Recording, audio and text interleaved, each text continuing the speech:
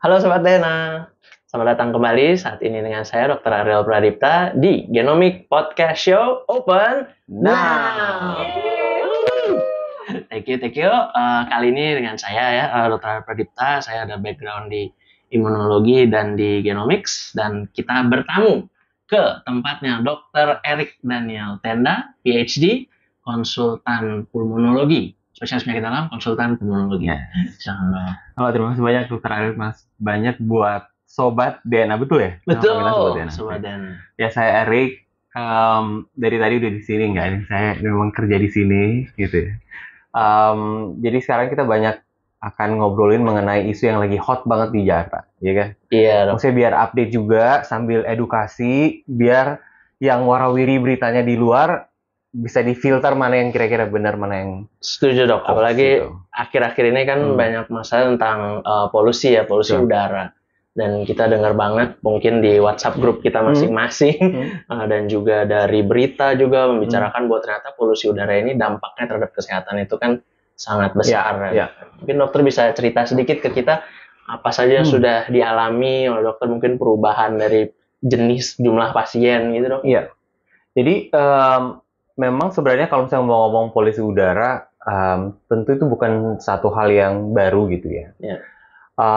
Cuma sebenarnya awareness yang sekarang dimiliki sama masyarakat terkait dengan kesehatan lingkungan, terutama polusi udara itu semakin terasa.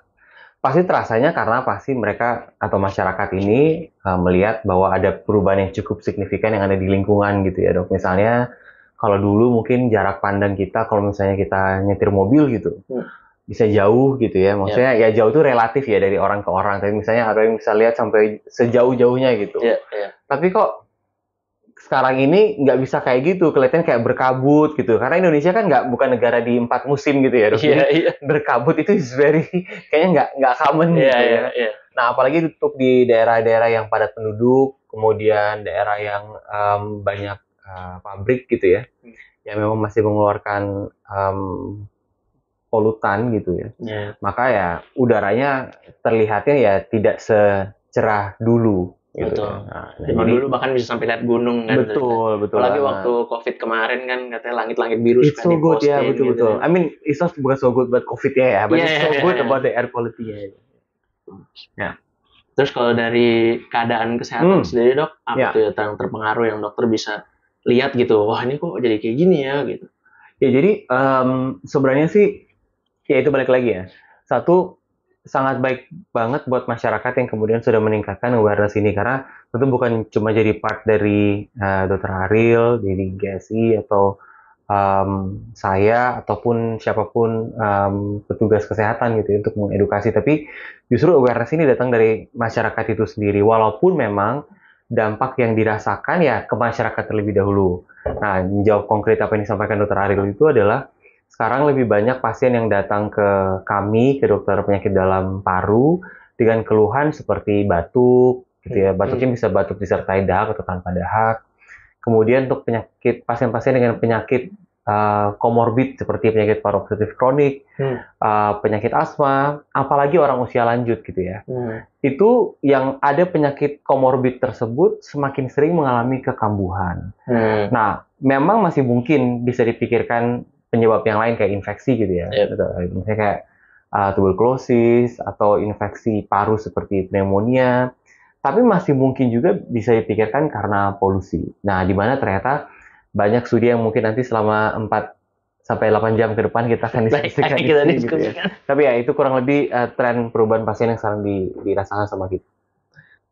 Bagaimana, dok, ya kita bisa menjelaskan gitu ya bahwa polusi ini tuh menyebabkan penyakit yang luas gitu, dok. Selain misalnya sesaknya, karena kan mungkin ceritain sedikit ya, polusi itu kan ada yang partikulat, ada yang partikulat besar, lalu ada yang partikulat kecil.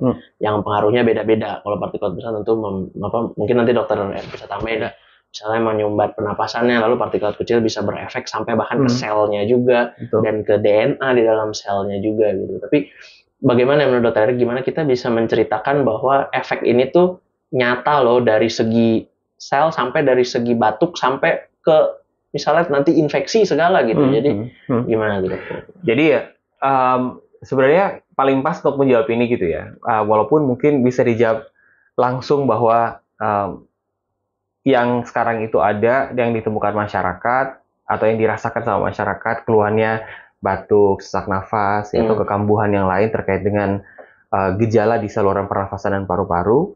Tapi karena kita berdua ini dokter, paling menjawab itu pakai evidence base ya. Jadi pakai telaah yang memang berbasis bukti yang memang sudah didasarkan pada studi, karena akan sangat penting sekali untuk kemudian juga merujuk ke studi-studi yang ada sebelumnya, yang kemudian pasti ya dengan studi dengan desain yang baik tentu yang kemudian harus bisa dirujuk sama kita gitu. Nah, jadi kalau misalnya mau merujuk ke studi-studi itu, bisa dibilang bahwa adanya paparan polusi terutama yang mungkin kalau COVID kemarin kayaknya kita udah cukup paham gitu ya mengenai PM 2.5 gitu, apalagi kita yang tenaga kesehatan gitu.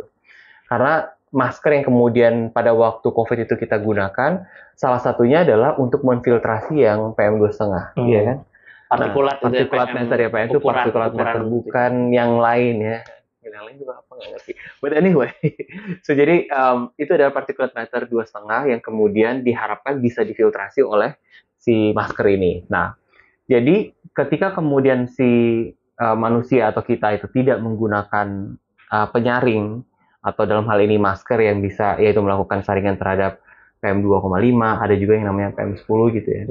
Maka itu yang kemudian akan terhirup oleh kita dan masuk ke saluran nafas sampai ke paru-paru.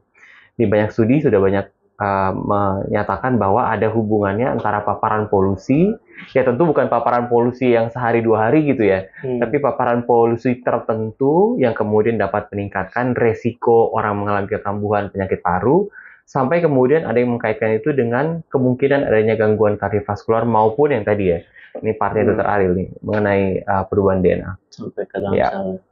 Ya, masih dok. Iya,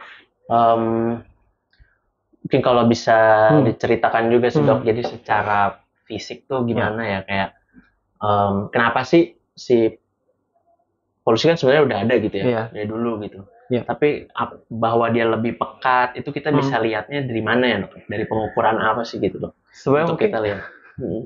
It's an interesting question. Tapi sebenarnya mungkin ini yang paling pas menjawab adalah orang KLH ya. Oke. Tapi mungkin kalau misalnya kita sebagai masyarakat umum, kita mungkin bisa lihat kali ya bahwa semakin warnanya semakin gelap gitu ya. Kemudian tingkat kepadatan dari si gasnya itu tentu itu juga akan sangat berpengaruh kali ya terhadap apa yang kemudian kita pahami yang dapat meningkatkan resiko seseorang itu untuk mengalami kekambuhan atau banyak penyakit yang tadi. Yang tadi dokter cari itu tuh. Yang ada ratingnya itu tadi. Oh betul. Yeah. Oh there you go. Oh god. Kayaknya kamu mesti mencoba ini nih. Tanya dia. Nah mungkin bisa. Ini dulu. Oke, ini dulu. Nanti saya. But anyway, yes. Jadi kita bisa cek di banyak aplikasi ini sebenarnya saya pernah ngomongin juga. Jadi banyak aplikasi yang kemudian digunakan sama masyarakat untuk mengecek air quality index gitu ya. Jadi air quality index bisa diunduh di, ini kita kayak jualan handphone ya. Ini bisa diunduh di semua gadget gitu ya, ada di Play Store or Apple Store, any other store gitu ya. Nah, jadi di aplikasi tersebut teman-teman bisa kemudian, atau Sobat DNA, panggilan itu ya. Sobat DNA, ini ada promonya nanti selain. But anyway, bisa ngecek kualitas udara dari aplikasi tersebut. Sebenarnya tujuannya adalah kalau misalnya kita punya aplikasi tersebut, tentu kita bisa mendapatkan informasi terkini gitu ya, terkait dengan apa saja yang kemudian perlu kita siapkan bila kita ingin beraktivitas di luar rumah. Nah gitu. Nah sekarang, kalau nggak salah tuh kita tadi berapa nih? 100. Udah merah deh pokoknya dok, 139 atau berapa? 145 bang. 154. Dengan, jadi kalau 154 itu unhealthy, PM 2,5-nya 61 mikrogram per meter kubik. Wow. Anyway, so kita nggak bernafas dengan udara yang sehat sebenarnya. Iya. Nah, that's the downside. Ya, oke. Thank you dok. Mungkin menceritakan juga ya, bahwa tadi kan Dr. Erik bilang ya, apa kita maunya evidence based gitu ya. Ya. Jadi sebenarnya sih ada 2 penelitian yang paling utama sih dok ya, yang pengen kita bawakan, mungkin kita bisa diskusikan juga di sini. Yang pertama adalah air pollution and denamethylation effects of exposure in human. Ya. Kalau yang ini mereka lebih menjelaskan bahwa dengan adanya polusi udara itu mengubah, kan dia terpapar ke dalam saluran pernapasan kita, dan saluran pernapasan kita ada sel-sel tertentu. Nah, itu memang mengubah susunan dari aktivitas DNA dari sel-sel tersebut. Walaupun mungkin nggak sampai yang terbawa keturunan atau gimana, tapi itu mempengaruhi efek dari sel itu sendiri. Gitu. Dan memang menurut paper itu, menurut penelitian itu, menunjukkan bahwa ada beberapa, apa ya bilangnya, aksis, ada beberapa gen utama yang terpengaruh. Gitu. Misalnya salah satunya adalah inflamasi. Mempengaruhi inflamasi, kemudian gen yang mempengaruhi fungsi kardiovaskuler, fungsi jantung dan pembuluh darah gitu ya, untuk teman-teman sobat DNA. Mungkin Dr. Erik bisa ceritakan gitu ya, kenapa sih kalau inflamasi terjadi, dan kelihatannya apa sih nanti di sobat-sobat DNA, atau ya amit-amit jangan sampai gitu ya, tapi mungkin di keluarga yang terkena masalah polusi ini. Gitu. Ya, jadi ya makasih ya Dr. Aryo udah coba menjelaskan ke kita. Ada 2 studi yang kemudian banyak membahas mengenai apa yang kemudian bisa terjadi bila seseorang itu mendapatkan paparan yang tentu sekali lagi bukan sebentar gitu ya, terkait dengan polusi udara ini. Nah, tentu karena memang polusi udara ini berupa gas polutan gitu ya, maka itu bukan gas atau bukan bahan yang semestinya itu dihirup oleh kita manusia, karena yang semestinya kita hirup ya memang cuma oksigen aja gitu ya. Nah, tapi yang kemudian mesti dipastikan bahwa tentu situasi perekonomian, pergerakan masyarakat dan lain-lain tentu sangat membutuhkan biar ekonominya hidup ya, tentu mesti ada yang kegiatan aktivitas lain gitu ya, yang sebenarnya sedikit banyak berkontribusi terhadap tingginya angka polusi yang ada. Nah, kalau kemudian ternyata memang paparannya itu begitu besar, maka selain dari 2 studi itu, sebenarnya Dr. Ariel ada 1 studi systematic review sama meta-analisis yang baru kami buat, mudah-mudahan sebentar lagi bisa publish, itu terkait dengan air pollution dengan risk untuk kardiovaskular pada pasien geriatri. Oh wow. Okay. Ya, jadi geriatri itu pasien yang usia lanjut di atas usia 60 tahun. Nah, jadi ada studi tersebut yang dibuat oleh kami untuk kemudian ngelihat gitu ya, bagaimana kemudian resiko paparan dari polutan terkait dengan kemungkinan bahaya atau kemungkinan risiko terkenanya penyakit jantung dan pembuluh darah pada populasi usia lanjut. Nah, seperti yang tadi disampaikan Dr. Ariel, bahwa memang ya menurut saya sih itu keniscayaan banget gitu ya. Kita belajar banyak mengenai COVID gitu. Waktu awal COVID kita nggak pernah dengar ada yang namanya long COVID, and then sampai kemudian ada orang pertama kali mengeluhkan ada gejala yang menetap selama beberapa bulan, dan kemudian itu yang sekarang kita pahami mengenai long COVID.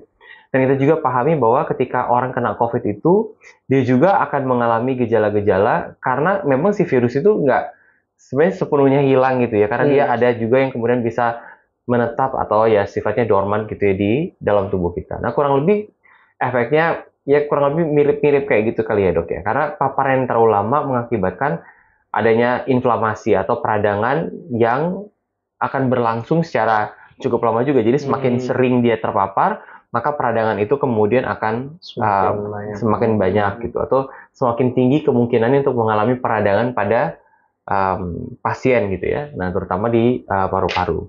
Di mana peradangan di paru-paru itu bukan sesuatu yang kemudian bisa balik gitu. Nah, itu sayangnya ya. Iya. Itu sayang. Jadi kalau misalnya, jadi struktur terkecil di paru-paru kita tuh, sobat DNA namanya alveoli. Alveoli itu sekalinya rusak nggak bisa dibawa ke tukang servis gitu ya untuk kemudian diperbaiki, maksudnya ke dokter nggak bisa. Jadi tentu yang paling baik adalah menjaga investasi itu ya pakai masker gitu ya kan, supaya kemudian kalau misalnya kita tahu kita beraktivitas di luar, ya itu gunakan app untuk ngelihat perlu nggak kita pakai masker atau enggak gitu. Tapi intinya mengenai inflamasi mudah-mudahan tadi bisa dijawab ya, karena paparan yang kemudian lama yang kemudian dapat mengakibatkan adanya peradangan kronik pada pasien.